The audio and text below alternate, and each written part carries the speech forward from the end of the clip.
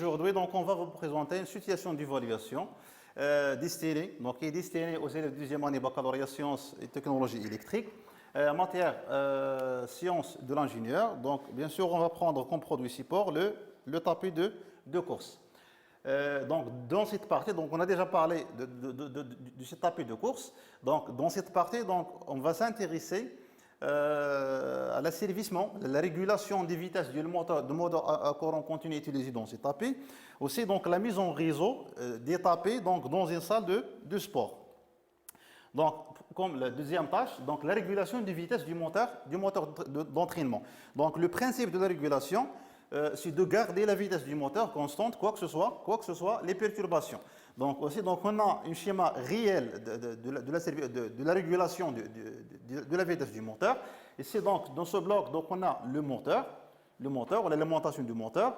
Donc, dans ce bloc, donc, on parle d'un convertisseur vitesse-tension. Donc, l'entrée du bloc, donc, on a la vitesse, la sortie.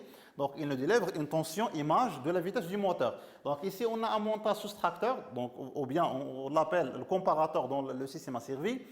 Et ici, donc, dans ce bloc, donc, l'équivalent du hacheur, donc, pour varier la vitesse du moteur à courant continu. Donc, dans cette partie, donc, on va s'intéresser à l'étude de ce bloc, le bloc F5.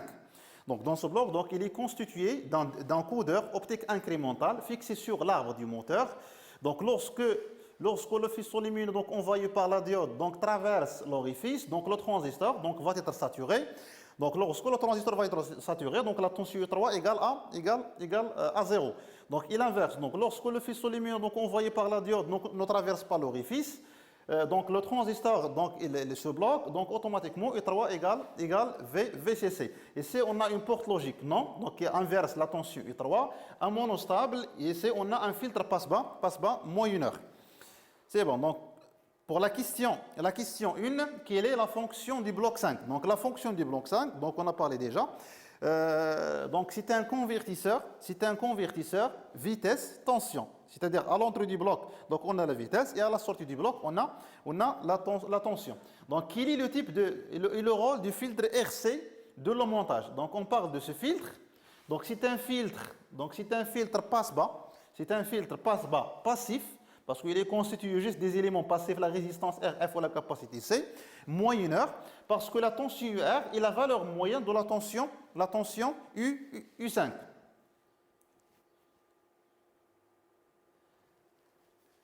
Donc pour la question 3, tracez les chronogrammes de la tension U4, U5.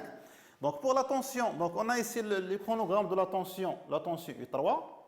Donc pour tracer la tension U4, c'est l'inverse tout simplement de la tension U3. Donc ici, il va nous donner 5 volts. Donc ici 0, donc l'inverse de 0 c'est 5 volts. Donc ici, donc, on a 5 volts, on a retrouvé 0 et ainsi de suite. Donc et pour le graphe de 5, donc la sortie du monostable, donc lorsqu'on envoie un signal de commande, une impulsion à l'entrée du monostable, donc il va nous donner un signal qui a une période θ et une amplitude E0. Donc ici on donne au monostable une impulsion, donc il va nous donner un signal d'amplitude E0 et de période θ. De même pour cette impulsion. C'est bon? Donner la relation entre Tm et oméga. Donc la relation entre Tm c'est la période du signal U3. C'est la période du signal U3 et oméga, la vitesse de rotation du moteur. Donc l'orifice, donc il contient, donc le disque ou le codeur optique, il contient tout simplement un seul orifice. Donc il tourne à une vitesse n en tours par seconde.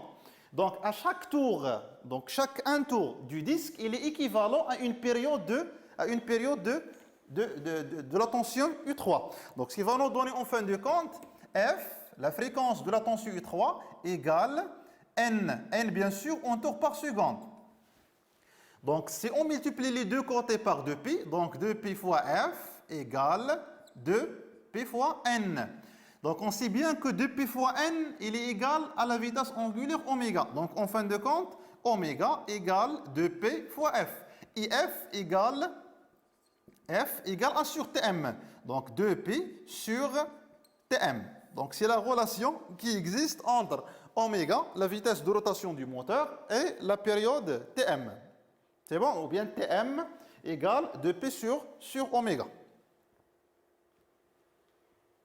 Donc la question 5, donnez l'expression de UR en fonction de oméga. Donnez la fonction de UR en fonction de oméga. Donc tout simplement, on a le signal. Donc le signal. Donc on a oméga égale 2P sur Tm, ou bien Tm égale 2P sur oméga. Donc pour cette question, donc le signal U, le signal U5, le signal U5 sorti du monostable, il est donné comme suit. Donc ici on a θ, ou l'amplitude E0. Donc le signal UR, c'est la valeur moyenne de U5. C'est la valeur moyenne de U5. Donc on base sur le principe de chargement-déchargement. Donc lorsque U5 égale E0, donc on a un chargement de la capacité C. Lorsque égale à 0, déchargement de la capacité. Donc en fin de compte, on va trouver UR égale à peu près la valeur moyenne de U5. Donc pour trouver la valeur moyenne de U5, donc UR égale U5 moyenne.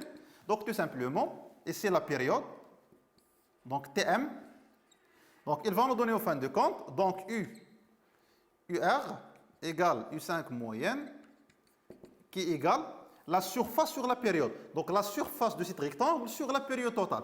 Donc la surface de cet rectangle sur la largeur fois l'amplitude. Donc E0 fois θ, divisé par Tm. Donc UR égale E0 fois θ sur Tm. Donc on va remplacer Tm par 2P sur oméga. Donc elle va nous donner UR égale E0 fois θ sur 2P sur oméga.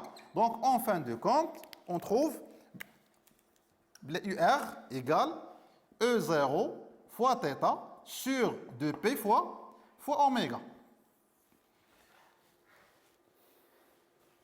C'est bon? Donc complétez le bloc suivant. Compléter le bloc suivant. Donc ici on a le bloc, la sortie du bloc, l'entrée. Donc ici on a UR, ici on a oméga. Donc UR égale la fonction fois oméga. Donc la fonction est comme suit. Donc c'est E0 fois θ sur 2P. Donc UR égale E0 fois θ sur 2P fois oméga. Donc c'est la fonction de ce bloc. C'est bon. Donc le schéma bloc de l'ensemble, donc on va supposer comme quoi le schéma bloc de l'ensemble est comme suit. Donc ici on a le moteur, donc le bloc qui concerne le moteur. Donc K', donc c'est l'équivalent de cette relation. Donc dans cet exemple, donc égal E0 fois θ sur 2π. On a ici un comparateur qui fait la soustraction, ou bien le soustracteur. Ici un signal d'erreur qui est égal E0 moins UR. Et c'est la fonction de transfert du correcteur et la fonction de transfert du hacheur. Donc, si on veut calculer les fonctions de transfert d'une manière générale, donc on a 4 fonctions de transfert. Donc, la fonction de transfert en boucle ouverte, la fonction de transfert en boucle fermée, la fonction de transfert de la chaîne directe et la fonction de transfert de la chaîne de retour. Donc, d'une manière générale, donc la fonction, ou bien le schéma bloc d'un système à servir est comme suit. Donc ici on a XE, le bloc par exemple A, le bloc B, c'était les fonctions de transfert. Et ici par exemple on a une sortie XS. On a par exemple C, le retour, ou bien K, signal de retour. Et ici on a XE, ou la XY qui est égal XE moins XR. Donc ici on parle de la chaîne directe, et ici on parle de la chaîne de retour. Donc chaîne de retour. Donc si on veut ce qu'on appelle la fonction de transfert de la chaîne directe, donc TCD, la fonction de la chaîne directe, donc la chaîne directe, la sortie d'elle est XS sur l'entrée XY. Donc, si on veut déterminer cette expression, tout simplement, il suffit de multiplier, donc faire la multiplication des blocs constituant la chaîne directe. Donc, c'est la fonction A fois la fonction B. De la même façon pour la chaîne de retour, Donc, la chaîne de retour, la sortie de la chaîne de retour, c'est XR, et l'entrée, c'est XS. Donc, de la même façon, il suffit de multiplier, pardon, donc il suffit de multiplier les blocs, donc les blocs constituant la chaîne de retour. Donc, elle va nous donner en fin de compte K. C'est bon? Donc, la fonction de transfert en boucle ouverte. Donc, la fonction de transfert en boucle ouverte, c'est-à-dire, dans le moins, donc il y a 0. Vous savez? Donc, la fonction de transfert de la chaîne directe, d'une manière générale, donc égale XS sur XY, ou bien XE. Parce que si on veut, par exemple, la fonction en boucle ouverte, donc ça va être comme suite. Donc, XR. Donc, si on veut XR plutôt, XR, la sortie, le nouveau ou la nouvelle sortie, c'est XR. Donc, XR sur XY. Donc, en fin de compte, on va trouver la multiplication des trois blocs. La multiplication des trois blocs. Donc, c'est A fois B fois K. Donc, en fin de compte, c'est la fonction de transfert de la chaîne directe fois la fonction de transfert de la chaîne de retour. Toujours. Donc, pour trouver la fonction de transfert en boucle ouverte, tout simplement, il suffit de multiplier la fonction de la chaîne directe fois la fonction de la chaîne de retour. Donc, pour la fonction de transfert en boucle fermée, c'est-à-dire la boucle il est fermée, donc on parle de XS sur XE. XS sur XE. Donc, pour déterminer cette relation, on va procéder de la manière suivante. Donc, on va commencer par XS. Donc, XS égale B fois A fois l'entrée, XY. Donc, B fois A, XY égale XE moins XR. Donc, B fois A, XE. Donc, on va remplacer XR par K fois XS. K fois X, XS. Donc, XS, il va nous donner cette expression.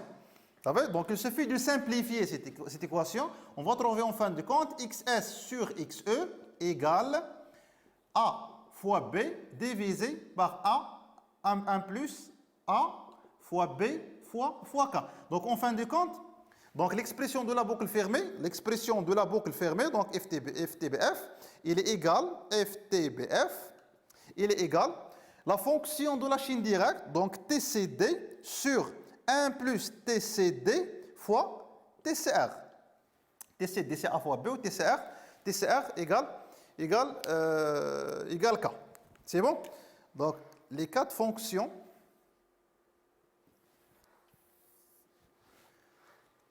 Donc, revenons à notre exemple.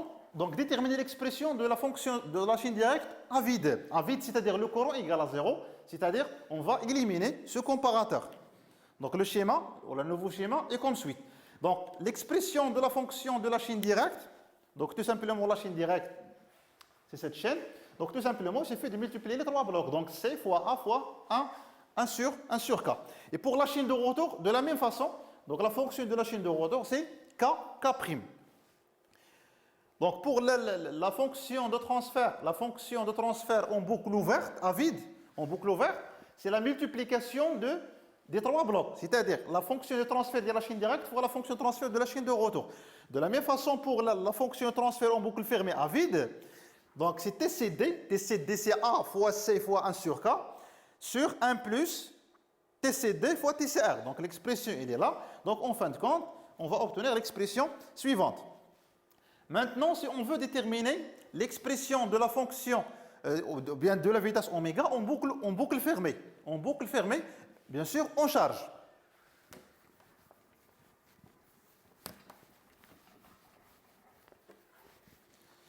Donc, on commence de oméga. Donc, oméga égale 1 sur K fois E.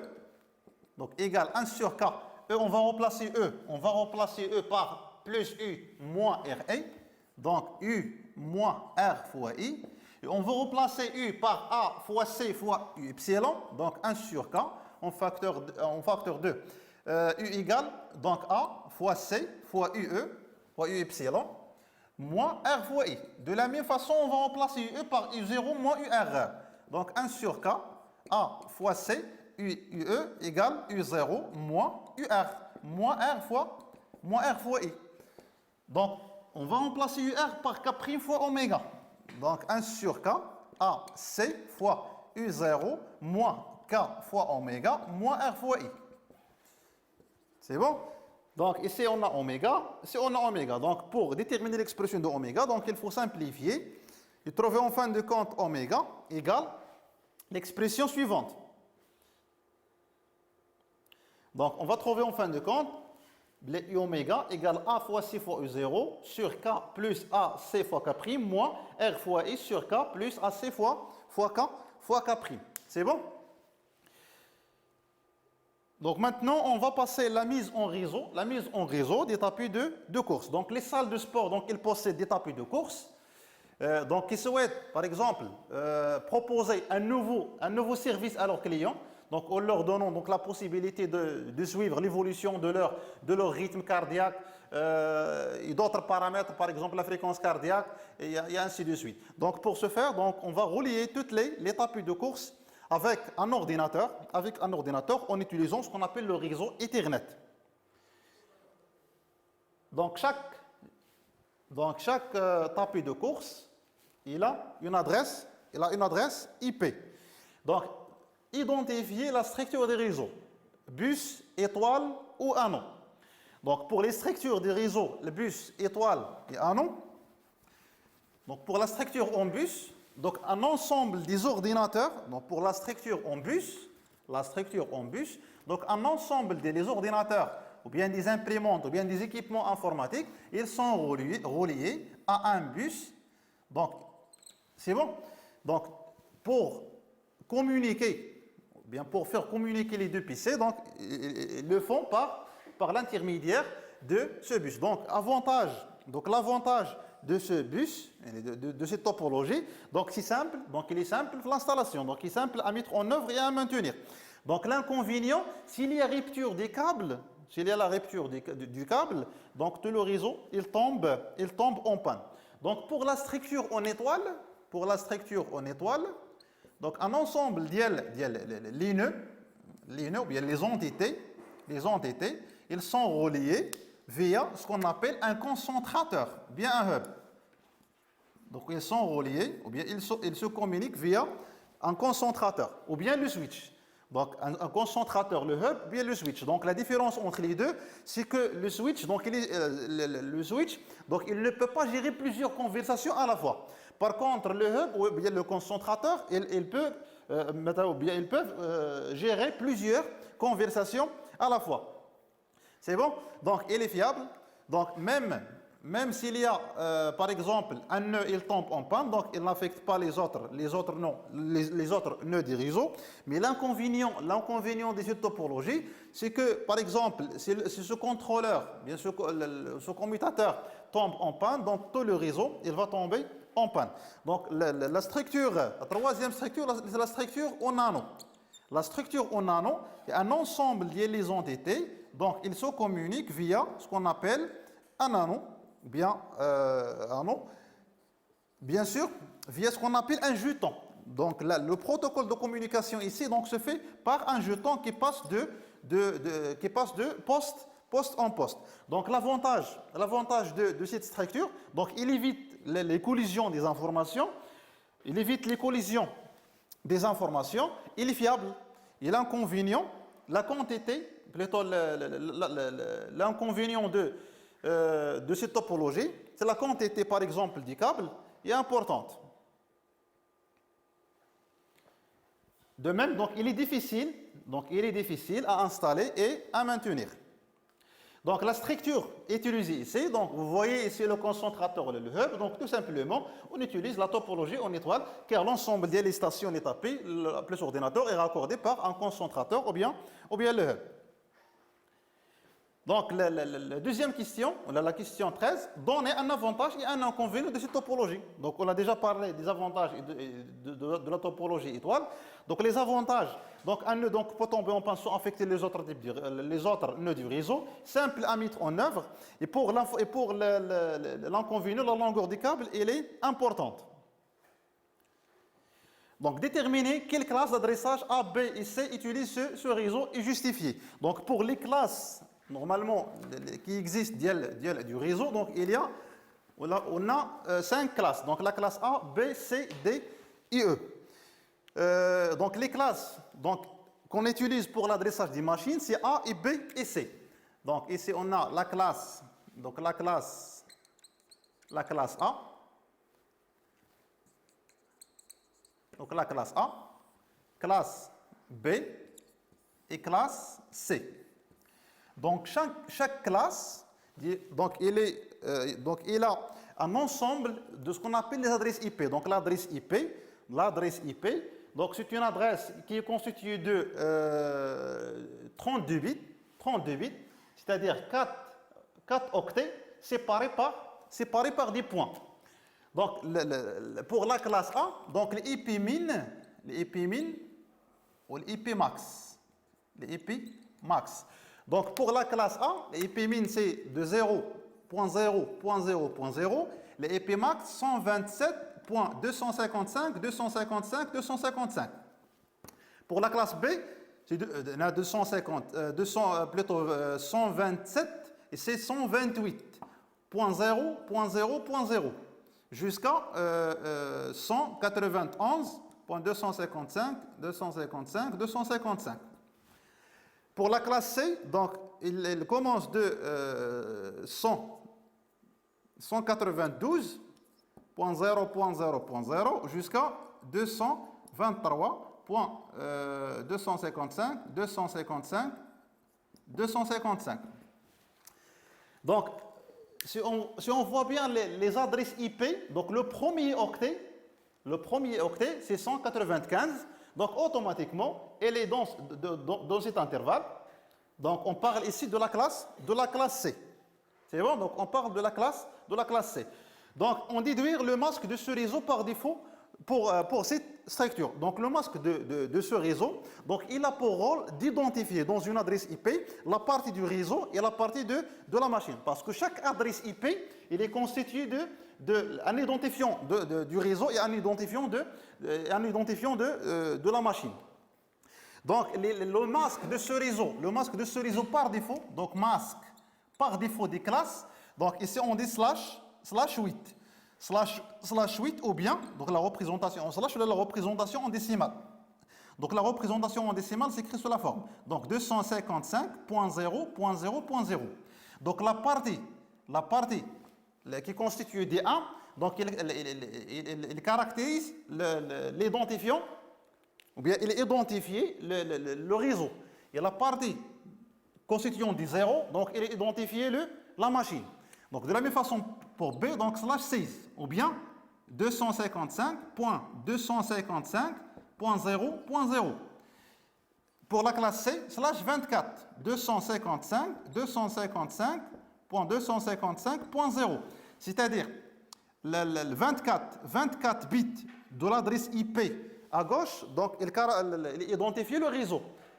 Et 8 bits à droite, donc il caractérise, ou bien il identifie la machine. Donc, pour le masque de ce réseau, donc tant qu'on parle ici de la classe C, donc automatiquement, la classe par défaut, c'est /24, de la représentation en slash. La question 23, donc à l'aide des adresses IP de la machine et des masques de ce réseau, indiquer l'identifiant des réseaux et l'identifiant du tapé 1 de l'ordinateur.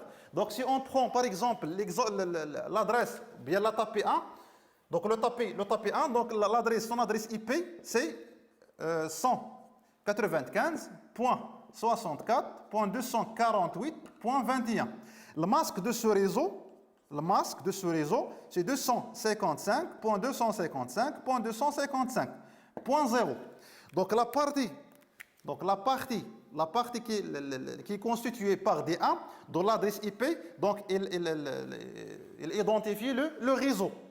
Et la partie, donc c'est ça l'identifiant, et des réseaux. Et la partie qui correspond à des 0 au masque de ce réseau, donc c'est un ID de la machine. Donc ID machine. Ici on parle du tapis de course. Donc pour l'identifiant de la machine, ici pour le tapis 1, l'identifiant de la machine c'est 21. L'identifiant de la machine c'est 21. Et l'identifiant du réseau, tout simplement, il suffit de remplacer la partie de la machine par 0. Donc pour obtenir l'identifiant du réseau. De la même façon pour l'ordinateur. Donc l'identifiant, ici on a l'identifiant de l'identifiant de la machine, c'est 21. Pour trouver l'identifiant du réseau, tout simplement, il suffit de l'adresse IP, il suffit de remplacer l'identifiant de la machine par des zéros. Donc, on va trouver en fin de compte, donc 195.64.248.0. Parce qu'à la place de 21, on met 0. De la même façon pour l'ordinateur. Donc, l'identifiant de l'ordinateur, c'est 30. Et l'identifiant de la machine, on remplace 30 par 0. Et voilà, donc merci pour votre attention.